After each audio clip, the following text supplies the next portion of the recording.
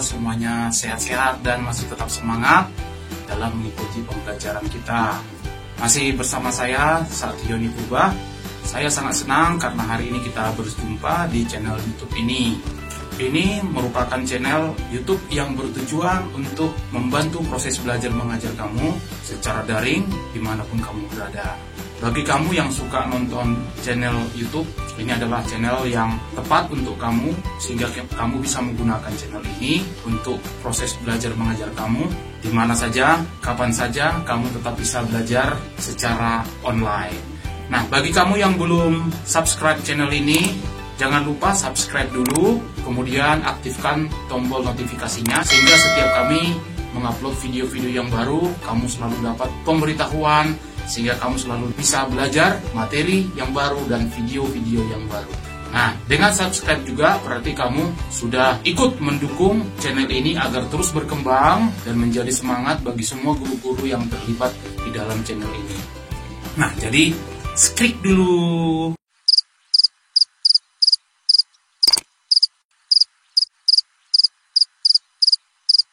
Oke, mari kita mulai. Topik kita kali ini adalah teknik bermain alat musik daerah. Adapun tujuan dari pembelajaran kita kali ini seperti yang bisa kamu lihat di sini. Silakan kamu baca.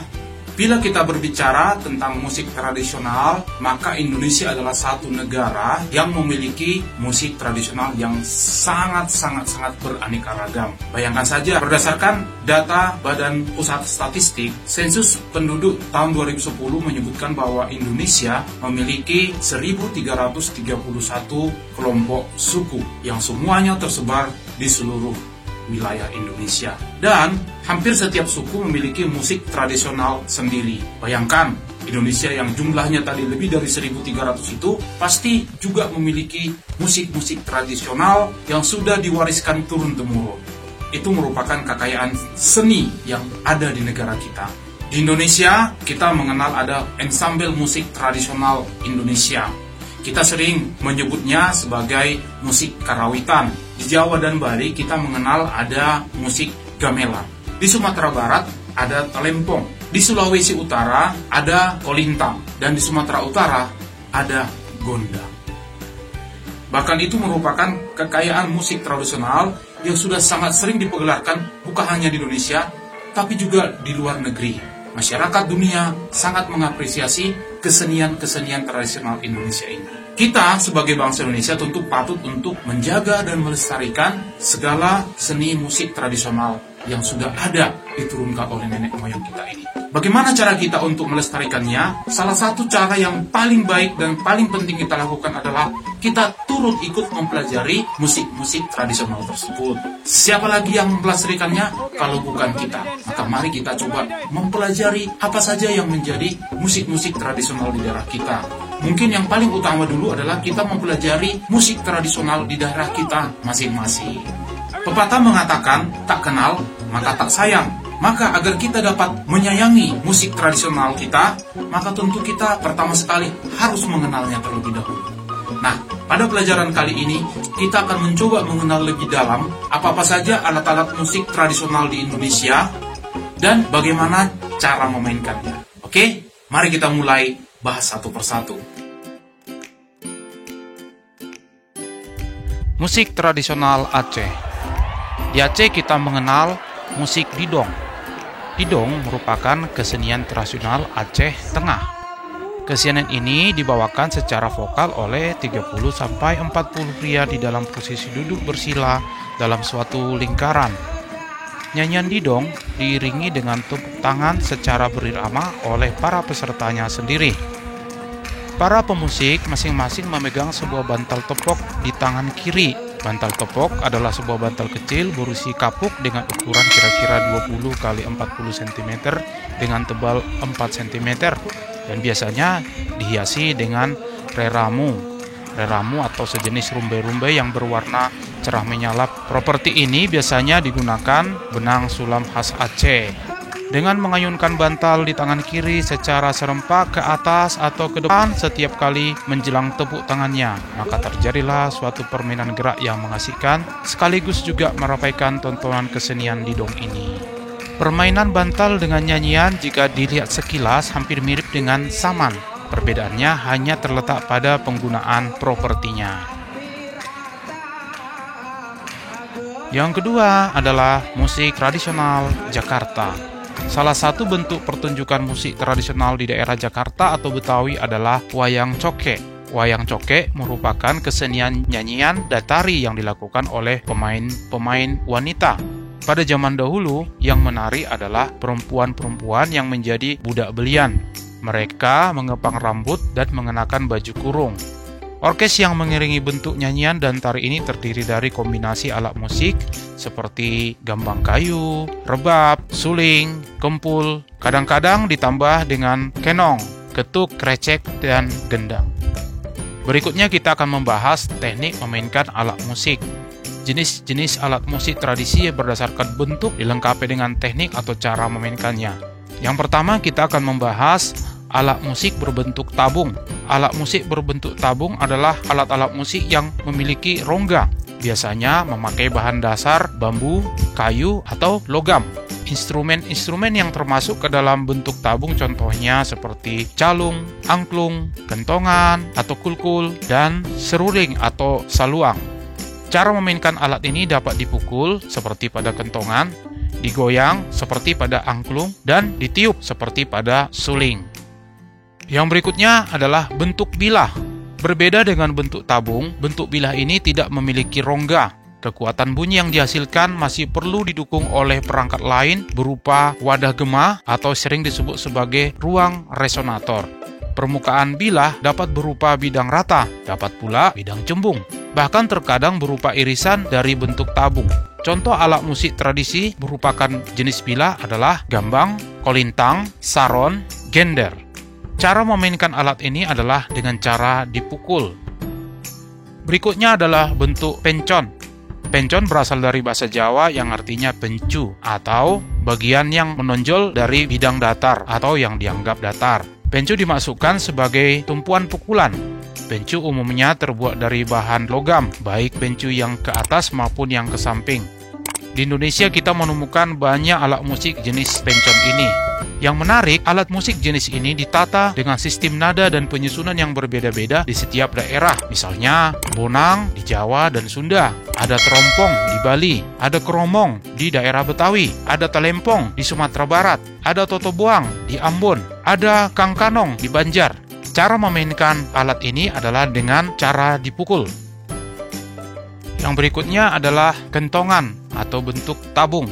Kentongan atau terkadang disebut juga dengan jidor adalah alat pemukul yang terbuat dari batang bambu atau batang kayu jati yang dipahat. Sebenarnya kegunaan dari kentongan ini adalah sebagai tanda alarm, misalnya untuk mengumpulkan masyarakat pada zaman dulu. Bisa juga sebagai sinyal komunikasi jarak jauh atau Morse. Bisa juga sebagai penanda azan maupun sebagai tanda bahaya. Ukuran kentongan adalah berdiameter kurang lebih 40 cm dengan tinggi 1,5 hingga 2 meter. Kentongan ini sering diidentikan dengan alat komunikasi zaman dahulu yang sering dimanfaatkan oleh penduduk yang tinggal di daerah pedesaan atau pegunungan. Kentongan sudah ditemukan sejak awal Masehi. Budaya kentongan ini sebetulnya dikenal berasal dari legenda Cheng Ho dari Cina yang mengadakan perjalanan misi keagamaan. Dalam perjalanan tersebut, Cheng Ho menemukan kentongan ini sebagai alat komunikasi ritual keagamaan. Penemuan kentongan ini dibawa ke Cina, Korea, dan Jepang. Yang kedua adalah talempong yang berbentuk pencon. Talempong adalah sebuah alat musik pukul tradisional khas suku Minangkabau. Bentuknya hampir sama dengan instrumen bonang dalam perangkat gamelan. Talempong dapat terbuat dari kuningan, namun ada pula yang terbuat dari kayu dan batu. Saat ini, talempong dari jenis kuningan lebih banyak ditemukan dan digunakan. Talempong berbentuk lingkaran dengan diameter 15 hingga 17,5 cm. Pada bagian bawahnya berlubang. Pada bagian atas talempong terdapat bundaran yang menonjol berdiameter 5 cm sebagai tempat untuk dipukul. Talempong memiliki nada yang berbeda-beda. Bunyi yang dihasilkan terjadi akibat pukulan kayu pada bagian permukaannya. Talempong biasanya digunakan untuk mengiringi tarian pertunjukan atau penyambutan seperti tari piring yang sangat khas, tari pasambahan, dan tari galombang. Talempong juga digunakan untuk melantunkan musik menyambut tamu istimewa. Untuk memainkan talempong dibutuhkan kejelian dimulai dari tangga nada do hingga diakhiri dengan si. Talempong biasanya dibawakan dengan iringan akordeon, yakni instrumen musik jenis organ yang didorong dan ditarik dengan menggunakan kedua tangan pemainnya. Selain akordeon, instrumen seperti saluang, gandang, sarunai, dan instrumen tradisional Minang lainnya juga umum dimainkan bersama dengan talempong. Ada beberapa jenis alat musik tradisional suku Minangkabau seperti pupui daun padi, pupui tanduk kabau, bansi, dan rabab pasesia Jo Pariaman. Sekarang kita akan mencoba mengenal alat musik angklung. Angklung adalah alat musik asli Indonesia yang terbuat dari bambu dan merupakan warisan budaya bangsa Indonesia dan sudah diakui secara internasional di PBB oleh Badan UNESCO. Angklung tumbuh dan berkembang di masyarakat suku Sunda yang biasanya digunakan untuk upacara yang berkaitan dengan tanam padi. Sistem nada angklung pada awalnya berlaraskan pelok, seledro, dan mamenda. Angklung jenis ini disebut dengan angklung buhun. Kemudian oleh seorang tokoh yang sangat terkenal yaitu Pak Daeng Sutikna membuat angklung berlaraskan diatonis. Nada-nada angklung buhun dideskripsikan menjadi dok-dok lonjor yang memiliki 3 nada yaitu badut dan badeng memiliki 4 nada serta angklung buncis memiliki 5 nada. Nah, sekarang mari kita bahas satu persatu. Jenis-jenis angklung tersebut antara lain angklung Kanekes. Angklung ini sering dikenal sebagai angklung Baduy, digunakan untuk upacara menanam padi. Jenis angklung ini bukan hanya sebatas media hiburan, tetapi juga memiliki nilai magis tertentu. Yang kedua adalah angklung Gubrak. Angklung ini berasal dari Cipiding, Kecamatan Cigudeg, juga digunakan untuk menghormati Dewi Padi. Yang ketiga adalah angklung Dok-Dok Lonjor. Angklung ini berasal dari masyarakat Banten Selatan di daerah Gunung Halimun. Digunakan pada upacara seren tahun menghormati Dewi Padi karena panen yang berlimpah. Yang keempat adalah angklung Badeng. Angklung Badeng berfungsi sebagai hiburan dan media dakwah penyebaran agama Islam. Meskipun begitu, sebelumnya di Garut, tepatnya di Kecamatan Malangbong, angklung ini juga dipakai berhubungan dengan kegiatan ritual yang berkaitan dengan padi. Dan yang terakhir adalah angklung buncis. Saat ini angklung buncis dipakai sebagai media hiburan. Namun awalnya dulu angklung ini dipakai juga pada acara ritual pertanian yang berhubungan dengan tanaman padi. Ada begitu banyak alat-alat musik tradisional Indonesia yang sudah mendunia. Artinya banyak masyarakat di luar Indonesia yang ingin sekali mempelajari alat-alat musik tradisional ini. Salah satu alat musik tersebut yang kita bahas hari ini adalah angklung. Tadi udah kita bahas tentang jenis-jenis angklung. Nah, di sini kita membahas dulu ada 2 jenis angklung. Angklung yang pertama ada namanya angklung melodi. Nah, angklung melodi itu bentuknya seperti ini. Ini terdiri dari 2 tabung. Ya, ada terdiri dari 2 tabung. Dan bila dimainkan dia akan menghasilkan nada. Nah, dan biasanya di sini sudah diberi tanda nada-nadanya apa, ya. Nah, ini lagi ada contoh yang lain. Ini. Ya. Nah, jadi kalau ini dalam jumlah yang banyak, kebetulan di sini saya hanya membawa contoh 2. Bila dimainkan akan menjadi nada do, re, mi, fa, sol, la, si, do. Bisa memainkan nada-nada lagu. Nah, kemudian angklung yang kedua itu adalah angklung pengiring. Angklung pengiring ini lebih dari 2 tabung. Jadi biasanya 3 tabung atau 4 tabung. Nah, kalau di sini kebetulan yang ada adalah angklung melodi tadi ada 2 tabung seperti ini, terbuat dari bambu ya. Kalau angklung pengiring itu terdiri dari 3 atau 4 tabung dan dia akan berfungsi sebagai akord apabila dimainkan bersama-sama dengan angklung melodi. Nah, cuman di sini saya tidak punya ada contohnya ya. Nah, mungkin kamu bisa lihat gambar ini seperti yang ada di gambar ini ya. Ini terdiri dari ada yang 3 tabung, ada yang 4 tabung ya. Ini bila dimainkan itu akan mengeluarkan akord ya. Misalnya kalau kita memainkan dari nada dasar apa, maka nanti tentunya ada akord-akordnya yang akan bisa digunakan untuk mengiringi melodi yang dibawakan oleh angklung melodi tadi.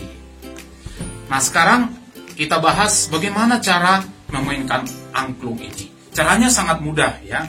Biasanya dalam angklung melodi ini kadang dibuat dalam satu rak yang dibuat berbaris dengan nada-nada yang sudah disusun sedemikian rupa sehingga saat kita mainkan kita tinggal menggoyang-goyang setiap angklung tadi sesuai dengan nada-nadanya ya.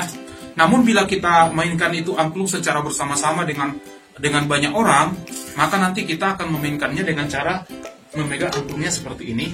Tangan kiri akan kita gunakan untuk sebagai gantungan penopang angklung ini, dan tangan kanan akan digunakan untuk membunyikan angklung dengan cara menggetarkan seperti tadi.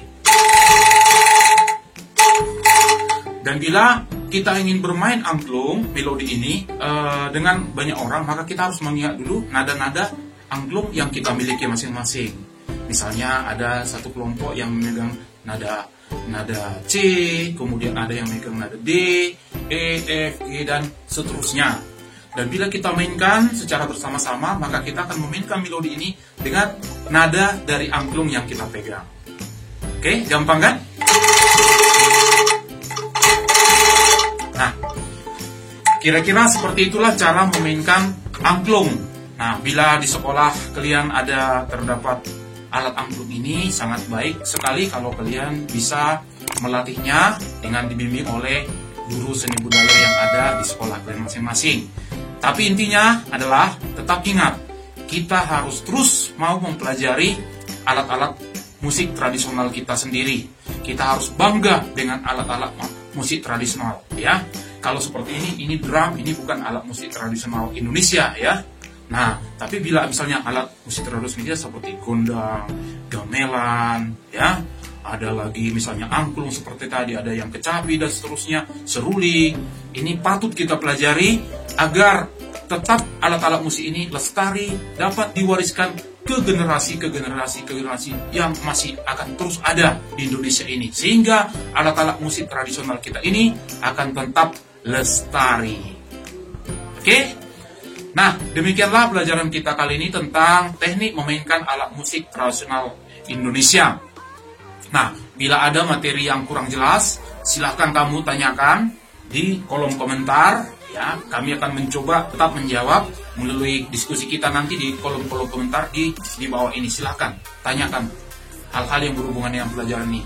Atau misalnya kamu cukup mengulang beberapa kali memutar video ini sehingga kamu bisa semakin paham. Demikian dulu pelajaran kita hari ini. Sampai jumpa pada pelajaran berikutnya. Dan tetap semangat. Dan dadah!